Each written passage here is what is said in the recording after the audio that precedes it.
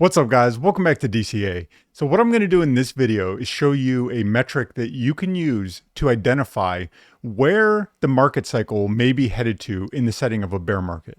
So ultimately, you can use this at any point in the market, but specifically, I'm going to show you as you're coming from a bull run up to the top like we saw back here in 2017. So we're going to start with an example back here in 2017. I'm going to show you how this metric can identify where levels of support are very likely going to form for the asset until ultimately you reach your final capitulation point. So we're going to look at this example from 2017 using this metric here called the volume profile visible range. And what this metric does is it essentially establishes areas of probability for us. And what I mean by that is when we look at this metric, it's going to show us where volume has been traded on the asset, at what price. When we see this level, so for instance, where we're looking right now at $7,194, you can see there's been a large quantity of volume traded at that level. And so statistically, these are going to form areas of support if we're coming down, or resistance if we're moving up. You're going to find that statistically speaking, there are more holders at that level. And as you have more holders of the asset, that is naturally going to form an area of support because people don't like to sell the asset below their cost basis. And so as you run out of sellers, as you run into a local area of individuals holding the asset, not selling it, you run into a supply shock, even if it's only a short-lived one, and that leads to the price at least stabilizing, if not going up from that level. So we're going to be running this forward from December 16th, 2017 throughout the remaining portions of that bear market to show you sort of how this metric can be useful. And then we're going to come forward to where we're at right now and look at what's going on and where our levels of support and resistance are. Okay. So you can see as we look at this, the first thing I will do is just broadly look over at the metric, and I'm seeing four distinct areas. Okay. So four areas where we have a large amount of volume. One is going to be right here. A second is going to be right down in this area. A third is anywhere from around 8,500 all the way down to, around 5,500 or so. And then we have this fourth huge support area down here at around 5,000 all the way down to around 3,200 or so. And so that's just a very broad and quick way that I will look at the entire market. It takes 2 seconds. And now I have an idea of where these levels of support and resistance are going to form. So, I might do something like this then. I'll put these on the chart and I'll just save them on my chart. And now I know that these are kind of the areas where I'm going to be watching for the market to sort of head down to, or if we're already at a lower level and then head up to in the future. And so then we can broadly think about these areas in a different way. So this first area that while we're in this zone or just above this zone, this is, if we came back down to around that 13,500 level, that's broadly speaking going to be a normal correction zone. We see these types of corrections all the time in the market. They're big. If you're coming from the stock market, for instance, these are massive corrections. But in the crypto world, these are, run-of-the-mill type corrections where we go from 19,000 down to around 13.5, and that happens all the time. So this is the normal correction zone for crypto. Now, there's a level below it then, which is a more severe correction. So this would head all the way down to around $9,700. And now to see a 50% correction, that's where we run into the zone of the bull market coming at risk. Because we've talked many times on the channel how the 20-week moving average tends to be the support level that holds the bull market in place. Dropping below that 20-week moving average, which tends to be around this second correction zone, is usually a bad sign for the market. And the reason for that is, as we've discussed before on the channel, is that the short-term holder average cost tends to be right around that 20-week moving average. So as you fall below the short-term holder average cost, a wave of panic sort of spreads throughout the short-term holder base. And as those individuals begin to panic, they begin to sell. And that's when you see the price then fall below that 20-week moving average. And as we've discussed many times, it gets down into this third zone, down into this third correction zone. And that is where you have your bubble has burst, sort of. That bull market has come to an end, and now you're going to grind down through this zone for a time as you come down to the 50-week moving average, and then ultimately as you start heading down towards the 100-week moving average, which tends to be at the bottom of this level. All right. And then finally, we have this fourth and last zone of normal market conditions, meaning the market conditions that we've experienced from 2010, arguably through 2021. Perhaps that's changing now. We'll have to see. But this has been, in general, a good place to identify a market bottom, is in this last capitulation zone. Okay. So let's now run this forward with all of this in mind. So obviously we get this big correction, and notice where Bitcoin holds its support at. And it's right at this level, that we drew, looking at these areas where we came down to earlier in December. Now we're sort of holding support right at those levels. Okay.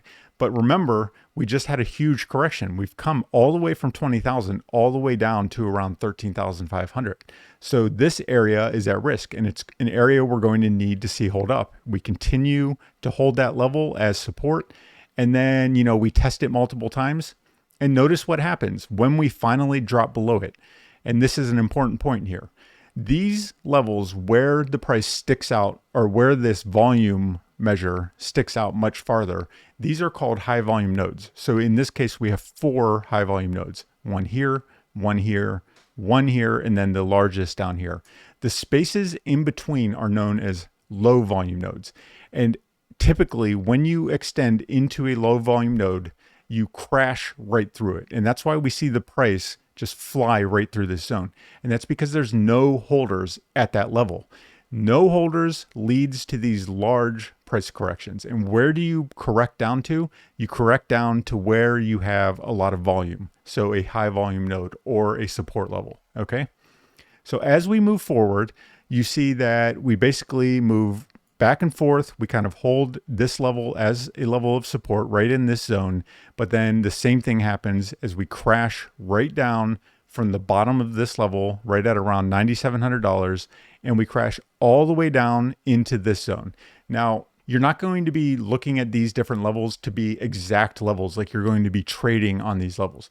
You're just trying to formulate in your mind, where might a level of support or resistance be? Okay. Where might we see the market head to in longer term timeframes?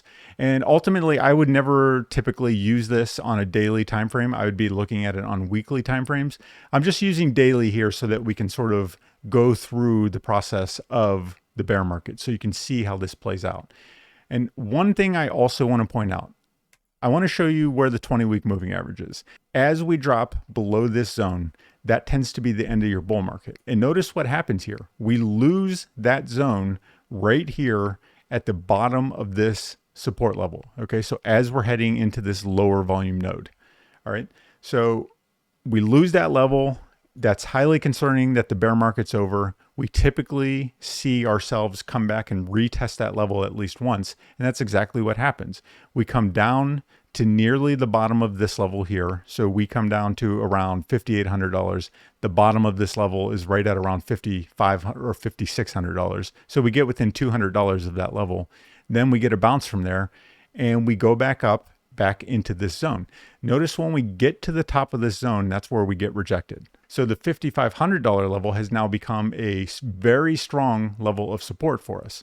So as we continue forward, we see that we essentially dance around right in this zone where we predicted. This area becomes a much larger area of support for us. Notice how this is all played out now. In an area of relatively lower volume, we sort of were not able to have more market participants coming in and buying the asset up to much higher prices. So we corrected first into this zone that we talked about, this first correction area. And recall what this looked like initially, because it's obviously evolved, like we said. But initially, this was a major support zone for us. And then this was our third major support zone. All right. So it's played out exactly like we may have expected, just by looking at the bull run portion of the market. these areas have held, even though they've evolved, the original areas of the market cycle have held. And now we're seeing that we're just riding right along this huge area that we initially drew out for ourselves.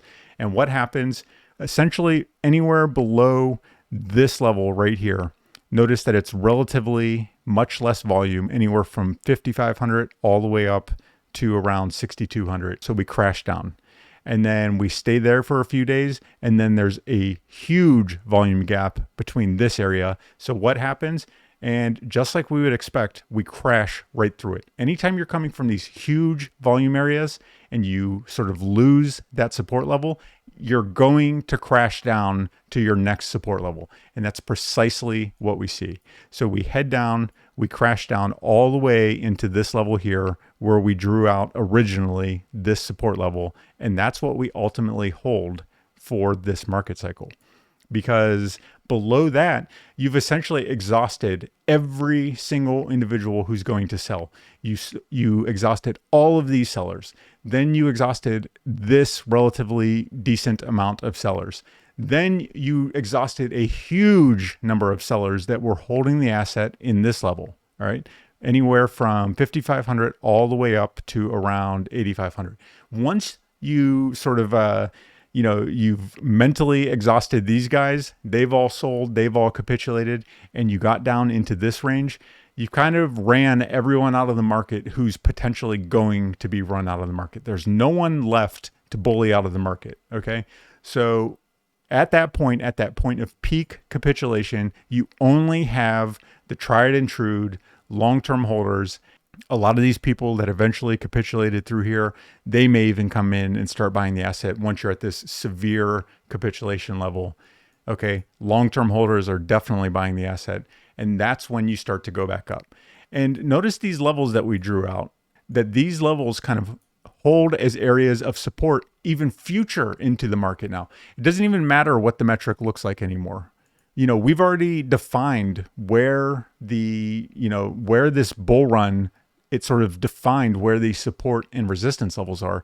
And notice how these levels are now holding true in future parts of the market cycle. We've went through an entire years-long bear market through a capitulation phase, and now we're in a new mini bull run. And these areas of support and resistance are again, they're being used as the same as they were back here. So we were just looking at the data from this portion of the bull run, and those levels continue to provide areas of support and resistance for the asset. So we hold right at this around $9,500 level, okay? We get rejected right off of this $13,500 level. And, you just see it play out exactly like we would expect.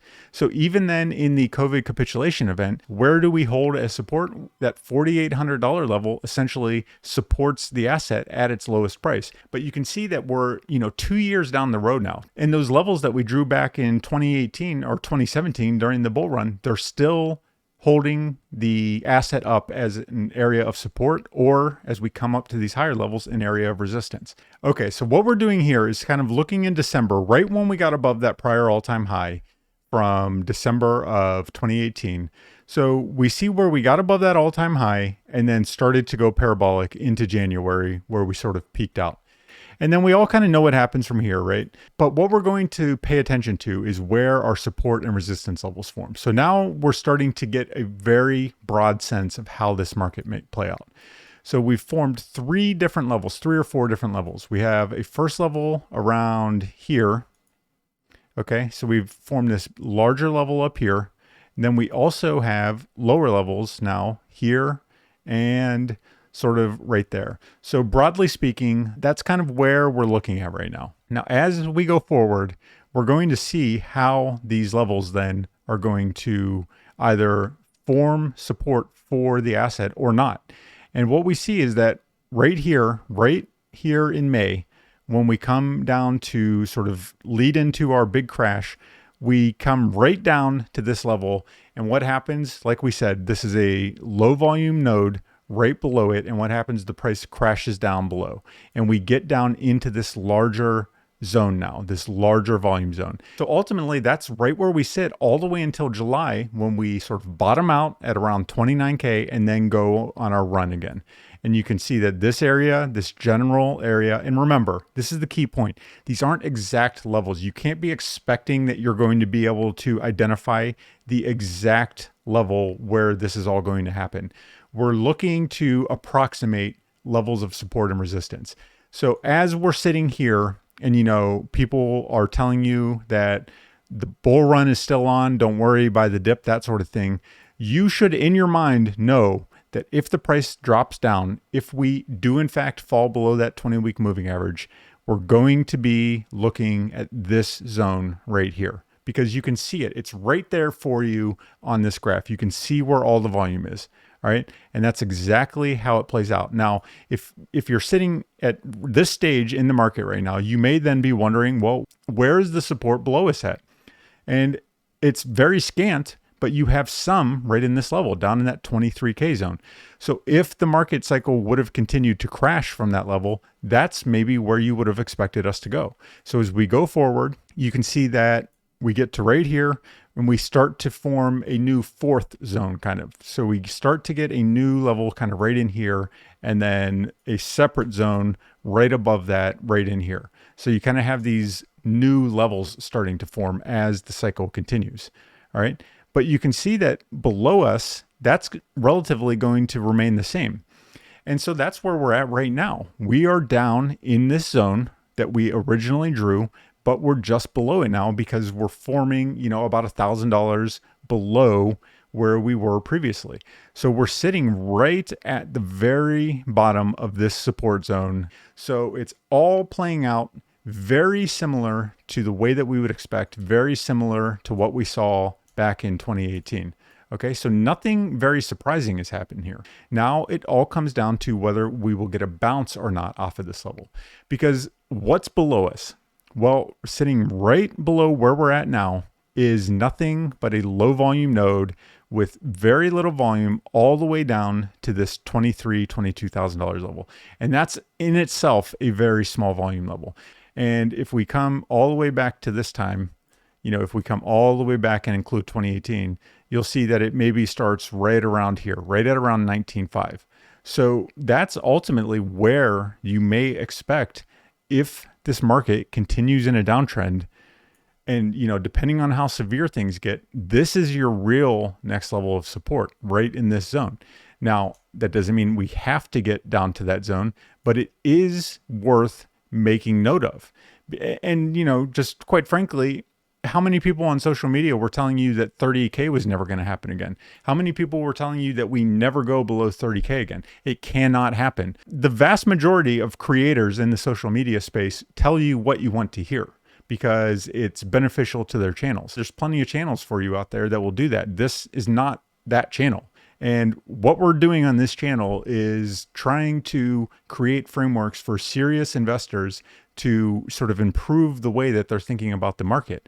And for someone to tell you that it's impossible for us to go to 30K or below ever again as we're sitting at 40, 50K, these people are just ignoring the facts. Now, it's possible that we don't go below this, sort of below this 28 or 29K. But if things get ugly, imagine if another black swan event were to happen right now. We have a massive low volume node, essentially. This, I would realistically say, is barely a volume node. Okay. This area here, it's barely a true level of support, because realistically, it's not until you get down to this level around 19,000 that you have any real volume. This is just a small area of volume that we have that just so happened to sort of just above that level hold up as support during this cycle. So realistically, you have to think about this as a potential level for the market to come down to if things get ugly enough. And quite frankly, based on everything that's happening globally, it's not out of the question to think that this level right here is within the realm of possibility. And this sort of shows the justification for that. So that's a good way to use this metric, guys. And it's a good way to sort of develop a framework on the fly to get an idea of where the asset can head to depending on how bearish in the down direction the market gets. So that's going to be it for this one, guys. Until next time, as usual, see you.